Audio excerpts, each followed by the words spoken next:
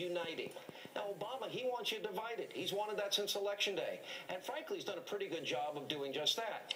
Now, Republicans, if you do unite, you have the power. You can vote yes, you can vote no. Now, if you stand united on your principles, the White House is going to have to deal with you. Now, you cannot accomplish a thing if you continue to allow Obama and the Democrats to divide you. Now, my advice to all of you in Washington, I hope you're hearing me, get in a room, remember your principles, unite, fight. That's why we, the people, that's why we elected you. And the first thing you Republicans need to stand united on is the Second Amendment. Because today, in one of the most brazen attempts to limit our Second Amendment rights, Democratic lawmakers unveiled what they are calling the assault weapons ban of 2013. Make no mistake about it, this sweeping anti-gun measure is not aimed at taking away Rambo's machine gun. This proposal also places considerable restrictions on rifles, on handguns, and on shotguns. In other words, in short, this is not Bill Clinton's 1994 assault weapons ban.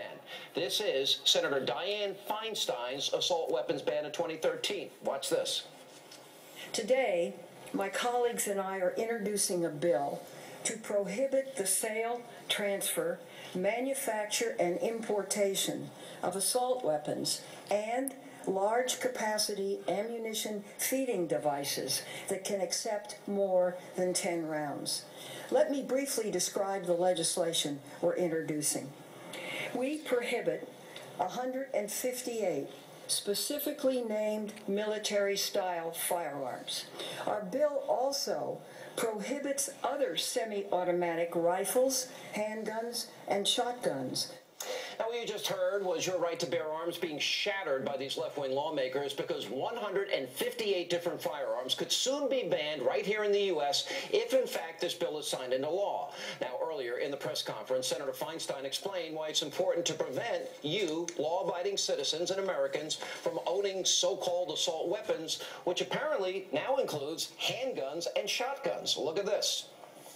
Military-style assault weapons have but one purpose. And in my view, that's a military purpose, to hold at the hip if possible, to spray fire, to be able to kill large numbers. All right, forgive me, Senator, but nobody's holding a handgun at their hip, nor is anybody using a shotgun to, quote, spray fire bullets. That's simply not how guns work. Now, following that parade of misinformation, the National Rifle Association, they issued this statement, quote, Senator Feinstein has been trying to ban guns from law-abiding citizens for decades. It's disappointing, but it's not surprising that she is once again focused on curtailing the Constitution instead of prosecuting criminals or fixing our broken mental health system.